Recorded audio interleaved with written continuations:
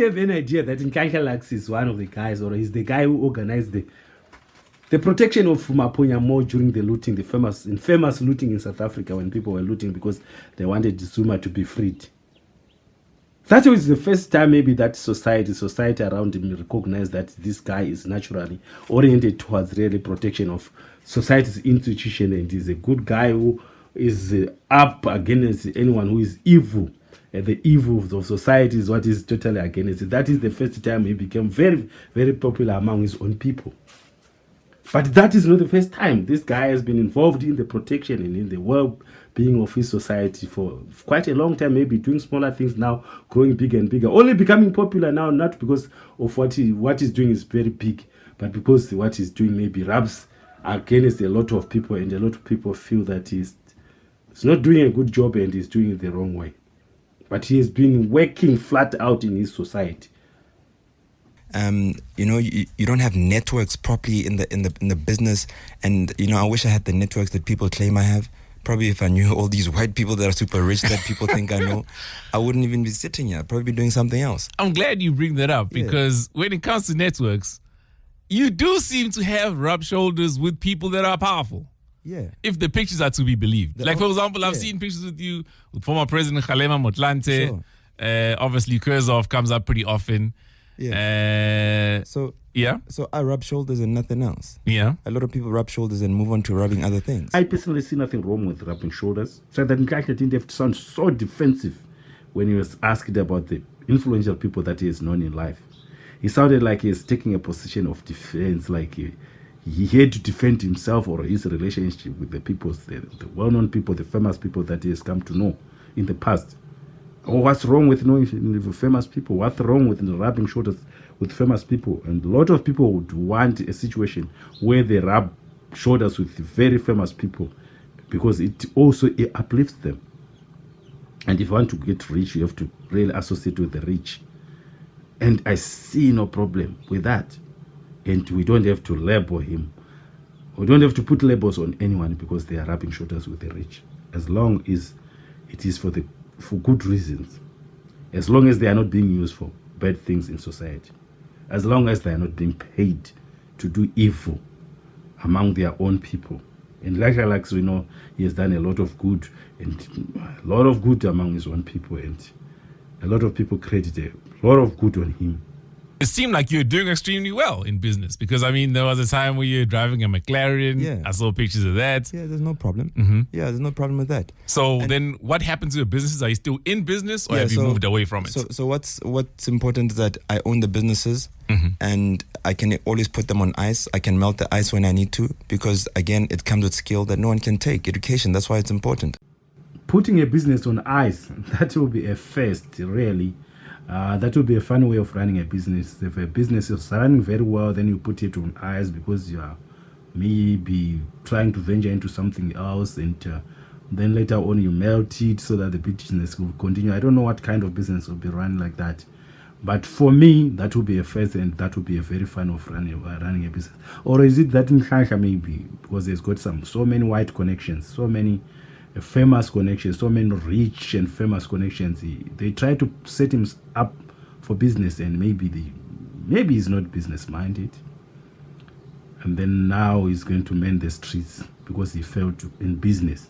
That could be the reason. That is what I'm seeing here. If I want to go back and do what I need to do, I can do it. I can drop everything now and do it. But because I don't need to, and I'm plugged in, I'm very happy with what I'm doing, I'm content with what I'm doing, people are worried that you're going to get killed because you're too honest about this.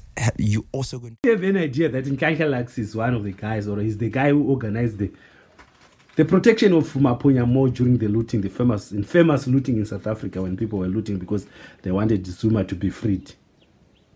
That was the first time maybe that society around him recognized that this guy is naturally oriented towards really protection of society's institution, and is a good guy who is up against anyone who is evil. The evil of society is what is totally against it. That is the first time he became very, very popular among his own people. But that is not the first time. This guy has been involved in the protection and in the well-being of his society for quite a long time, maybe doing smaller things now, growing bigger and bigger, only becoming popular now, not because of what he's doing is very big, but because what he's doing maybe rubs against a lot of people, and a lot of people feel that he's not doing a good job and he's doing it the wrong way. But he has been working flat out in his society, trying to obtain the things that he think are bad and making sure that everything is straightened up. When Bomakesta, my dad went by Makesta. Yeah, Bomakesta, Nelly Tlevata Strata. So what that means is they were literally career criminals. So what they do is rob banks. At the time it was post office. They rob the post office. They do what they do. And their primary mandate was to support the liberation struggle through their criminal activities. And that was normal at the time, I guess. And they would steal cars just to transport things over the borders to go to different camps. They steal guns. They rob into... rob securities of their guns and take to camps. Those type of things, you know. So I know his personal life was also supported by the thuggery, by the criminal elements. So I don't remember him ever having a proper job until we sat down and started business, and he started trading. Had a club in the East, and calmed down a bit because he was a little bit old now. So, and he passed away, unfortunately. It was just my reality, and I accept it, and I can continue from it. So, but there's a lot that he had to explain. He had to explain why the intercom at Parker's Primary School called me out of the class, and when I got to the office, before I even saw him, they called me, "Is that your dad?" I said, yeah, that's my old man. And I said, okay, we just wanted to verify because this man says he's your dad. I said, he is my dad. But what's the story here? Then he just has the refuse bags, the black ones, full of cash, and he's paying school fees for me in this lily white school from standard 1 till standard 5, grade 7, till I leave the school, and pays all the school trips and pays everything. And later on, because I mean it's a thing now, people are talking about it. He had explained to me, he said, listen, but this he told me much later, not in that moment. So we had come straight from robbing a bank, and I knew that there'll be roadblocks to the hood because only us in the hood rob the banks, the post banks, and we just drove to your school, and my share paid all your school fees because that's what I lived for, you and the country. I had nothing else to live for. That is then, I think, he's hounded by the criminal life of his father, and he feels that the police force is quite incompetent to deal with criminals in South Africa. I think this is the traumatic part of his life, and he misses the fact that it is traumatic in the fact that I think it is affecting everything that he's doing nowadays. The idea of protection and vulnerability. He feels that society is very vulnerable from criminals because his father was a successful criminal who stole money literally in bags, and he died a natural death outside prison without being imprisoned.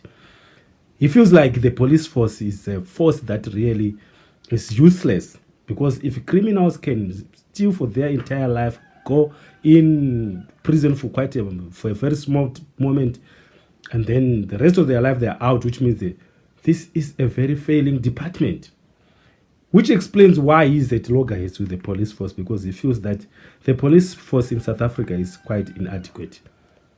He feels that someone else has to come in between, otherwise society is always exposed to these serious criminals like his father, because he witnessed it firsthand.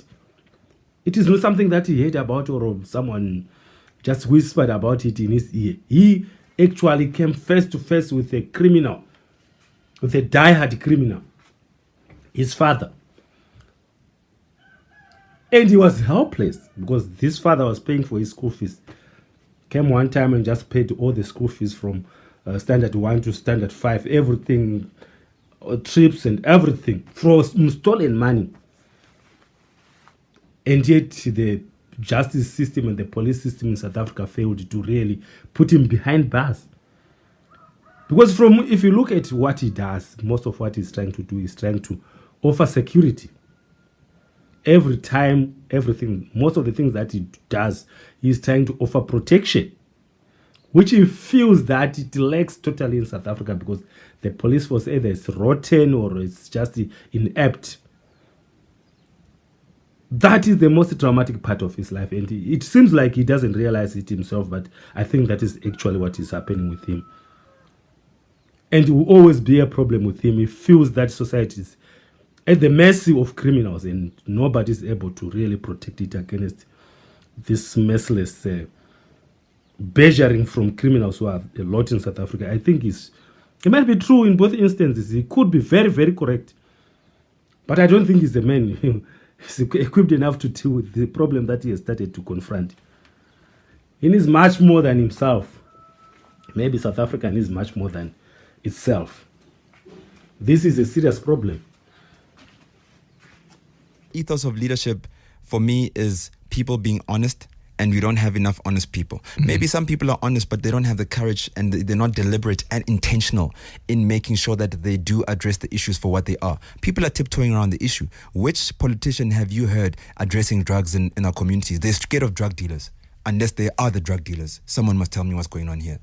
How is it okay that every street in Soweto has got a drug dealer? That every household in every black community in townships, we are affected by nyaupe. My cousin or my sister or someone in my family is on nyaupe. How can that be normalized? His hatred for criminals and especially drug dealers is very infectious. You can see how emotional he becomes when he mentions drug dealers. The fact that they are just roaming the streets, they are widespread, they are everywhere, and the police and the politicians seem to do nothing about it. That part I really do understand, but what I don't understand is how foreigners come in. And the whole theme, I think, seems to be confusing, because it seems like he seems to be abandoning his quest, what he started with, or rather what made him famous, that is the hunt for foreigners. Because even in this whole discussion, he hardly mentions foreigners as a source of problems. And his father, was he a foreigner? He was a diehard criminal. Criminal at heart. Living on criminality. Was he a foreigner? That is the part maybe that I'm missing. How do foreigners come in? Or maybe just use the foreigners as a way of bringing himself in the limelight. Now, of course, most people understand him because of his hand for foreigners.